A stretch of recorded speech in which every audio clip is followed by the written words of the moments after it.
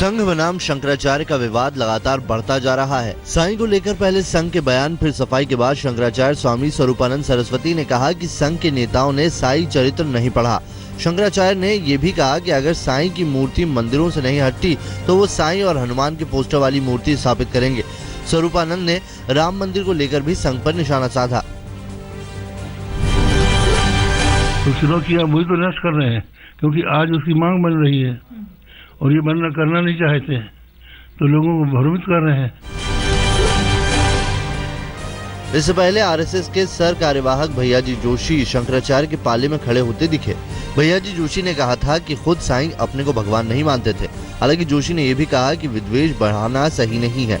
बाद में विवाद से खुद को दूर करने के लिए आरएसएस ने सफाई दी कि शिरडी के साईं के भक्तों में संघ के स्वयंसेवक भी शामिल है।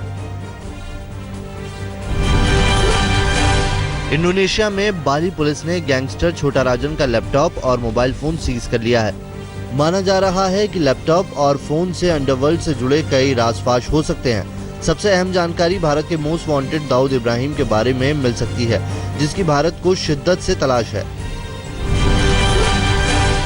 छोटा राजन को भारत लाने के लिए सीबीआई की टीम इंडोनेशिया पहुंच चुकी है। 6 लोगों की संयुक्त टीम में मुंबई पुलिस और दिल्ली पुलिस के अधिकारी भी शामिल हैं। मुमकिन है 1 सप्ताह के भीतर छोटा राजन को दिल्ली लाया जा सकता है। छोटा राजन को भारत लाने की प्रक्रिया में कोई खलल ना पड़े, इसके लिए कानूनी टीम भी इंडोनेशिया पहुंच चुकी है।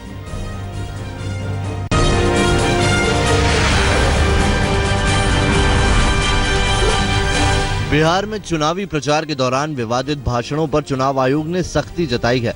आयोग ने बीजेपी अध्यक्ष अमित शाह को उस बयान के लिए कारण बताओ नोटिस जारी किया है जिसमें उन्होंने कहा था कि अगर चुनाव में बीजेपी हारेगी तो पाकिस्तान में पटाखे फूटेंगे।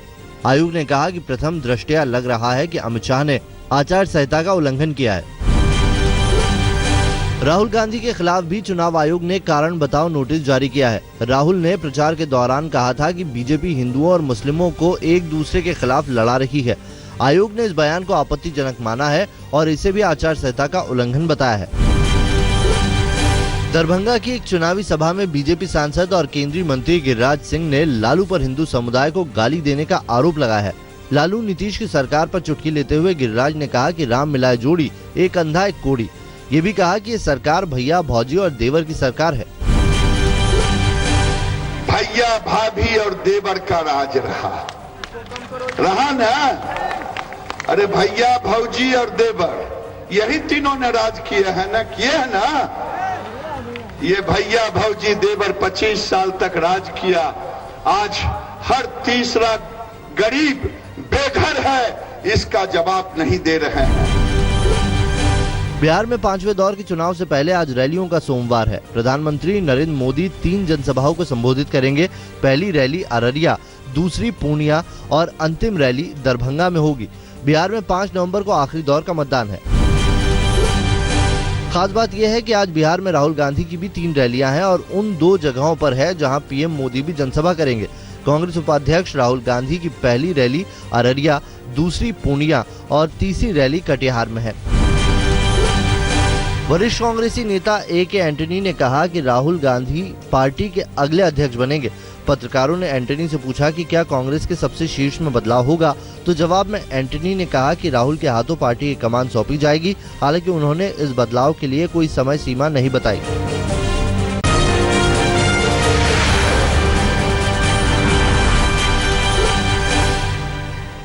बिहार में तंत्र मंत्र के विवाद के बाद अब नरेंद्र मोदी और मशहूर ज्योतिषी बेजान दारूवाला की एक साथ तस्वीर ने एक नई हलचल पैदा कर दी है। तस्वीरों में दिख रहा है कि बेजान दारूवाला नरेंद्र मोदी का दाहिना हाथ देख रहे हैं। दारूवाला ने कहा है कि नरेंद्र मोदी खुद उनके पास हस्तरेखाओं के जरिए भविष्य की जानकारी लेने आए थे। हालांकि उन्होंने ये नहीं कहा कि तस्वीर कब की है। नरेंद्र मोदी और बेजान दारूवाला की एक साथ आई फोटो को जेडीयू ने चुनावी मुद्दा बना दिया है। पार्टी ने बयान दिया है कि बीजेपी ऐसे ही लोगों से भरी हुई है। आरजेडी अध्यक्ष लालू ने कहा है कि बीजेपी कहती कुछ और है, करती कुछ और। कांग्रेस नेता राज बब्बर ने कहा है कि हाथों की रेखा कटने के बाद प्रधानमंत्री मोदी ज्योतिषी की शरण में पहुंचे हैं। असहिष्णुता को मुद्दा बनाकर सोनिया गांधी अपने सांसदों के साथ राष्ट्रपति प्रणब मुखर्जी से मुलाकात करने वाली हैं। ये मुलाकात 3 और 4 नवंबर को हो सकती है। उससे पहले आज सोनिया गांधी कांग्रेस के वरिष्ठ नेताओं से इस मामले में रणनीति बनाने के लिए बात करने वाली हैं। राष्ट्रपति से मिलने के दौरान सोनिया के साथ राहुल गांधी भी होंगे। विवादों के बीच वित्त मंत्री अरुण जेटली ने पीएम का बचाव करते हुए विरोधियों पर निशाना साधा है। जेटली के मुताबिक पीएम मोदी ने खुद सबसे ज्यादा असहिष्णुता झेली है। जेटली ने फेसबुक पर लिखा है कि एक तरफ केंद्र विकास की रफ्तार बढ़ाने में जुटी है तो कई लोगों को बीजेपी को सत्ता में देखना गवारा नहीं।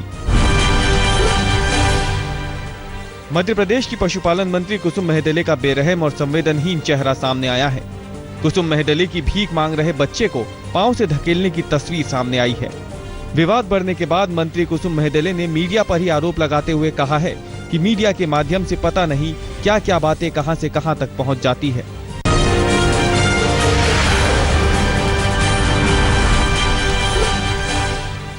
दिल्ली में क्रिकेटर हरभजन सिंह की रिसेप्शन पार्टी धूमधाम से मनाई गई। रिसेप्शन पार्टी में प्रधानमंत्री नरेंद्र मोदी सबसे खास मेहमान बने। मोदी ने हरभजन सिंह और उनकी नई नवेली पत्नी गीता बसरा को आशीर्वाद दिया। हरभजन सिंह ने शादी से पहले खुद 7RCR में जाकर प्रधानमंत्री को निमंत्रण पत्र दिया था। दिल्ली में हरभजन सिंह और गीता बसरा के रिसेप्शन में वीआईपी मेहमान बड़ी तादाद में पहुंचे। कई क्रिकेटरों समेत दूसरी नामी हस्तियों ने भी नए जोड़े को आशीष दिया। वीरेंद्र सहवाग और आईपीएल कमिश्नर राजीव शुक्ला ने भी पार्टी में शिरकत की। सेना के बाद अब देश के अर्धसैनिक बलों के रिटायर्ड जवान और अधिकारियों ने अपने लिए 1 रैंक 1 पेंशन का मुद्दा उठाया है। इस मांग को लेकर आज दिल्ली के जंतर मंतर पर पैरामिलिट्री के रिटायर्ड जवान धरना देंगे। इंग्लैंड के सरे विश्वविद्यालय ने एक शोध में कहा है कि दिल्ली को दुनिया के सबसे प्रदूषित शहर बनाने के लिए जहरीले मिश्रण की बड़ी भूमिका है। रिसर्च के मुताबिक दिल्ली की भौगोलिक स्थिति, विकास, ऊर्जा के खराब स्रोत और प्रतिकूल मौसम की सम्मिलित मार की वजह से ही दिल्ली इस खतरनाक हालत में पहुंच गई है। शोधकर्ताओं ने यह भी कहा कि सिर्फ गाड़ी से फैलने वाले प्रदूषण पर ही ध्यान देने से समस्या का हल नहीं होगा। दिल्ली के जवाहरलाल नेहरू में बीफ पर दिखाई जाने वाली एक documentary film cast on your menu card के प्रदर्शन पर जेएनयू प्रशासन ने रोक लगा दी है। यह वही डॉक्यूमेंट्री फिल्म है जिसे सूचना प्रसारण मंत्रालय ने जीविका फिल्मी फेस्टिवल में दिखाने की भी मनाही की थी। रविवार को दक्षिण दिल्ली के मालवीय नगर इलाके में गोलियों की तड़तड़ाहट से सनसनी फैल गई। कुछ बदमाशों ने करीब 12 राउंड गोलियां चलाई, जिसमें 30 साल के इकबाल और भल्ला नाम के शख्स की हत्या कर दी गई। इकबाल को 3 गोली लगी, जिससे मौके पर ही उसकी मौत हो गई। बताया जा रहा है कि ये वारदात गैंगवॉर का नतीजा है। पूर्वी दिल्ली के गीता कॉलोनी इलाके में लूट का विरोध करने पर हथियारबंद बदमाशों ने बुजुर्ग जूलर पर हमला कर दिया। बाद में भाग रहे बदमाशों को एक बहादुर लड़के ने धर दबोचा, जिसके बाद लोगों ने उसे पीट कर अधमरा कर दिया। बाद में पुलिस ने घायल जूलर और लुटेरे को अस्पताल में दाखिल कराया।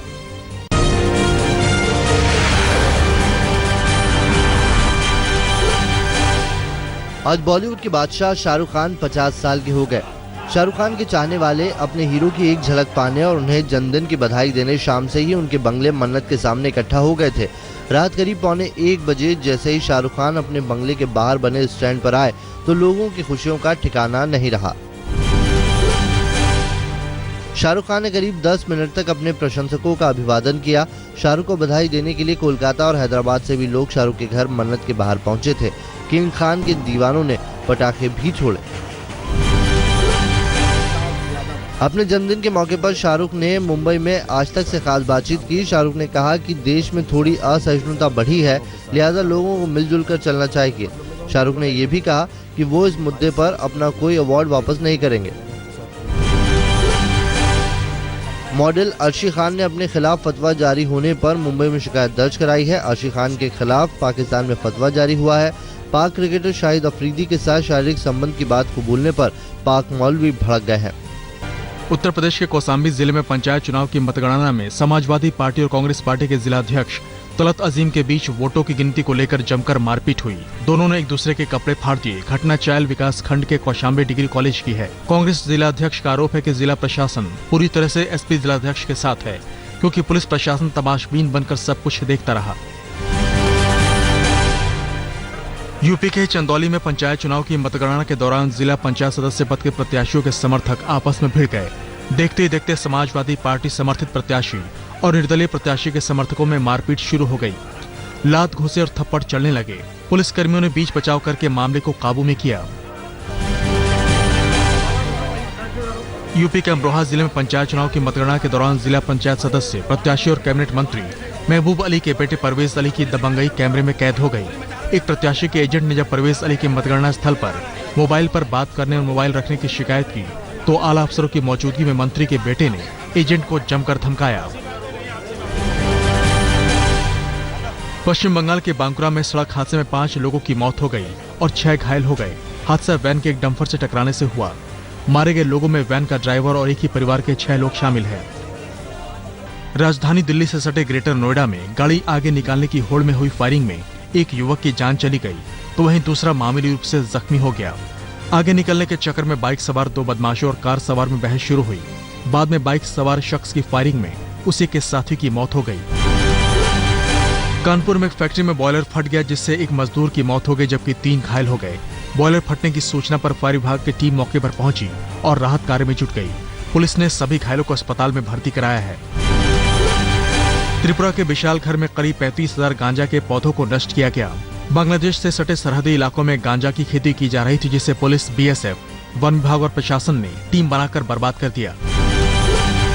झारखंड के लातेहार में नक्सलियों से बड़ी मात्रा में हथियार और बारूद बरामद किया गया है। सीआरपीएफ और नक्सलियों के बीच कई घंटों की मुठभेड़ चली जिसके बाद इनकी बरामदगी की गई। कर्नाटक के गुलबर्गा में पुलिस मुठभेड़ में एक बदमाश प्रकाश भूतैया की मौत हो गई। गुलबर्गा इलाके में कई केस में प्रकाश भूतैया का नाम था।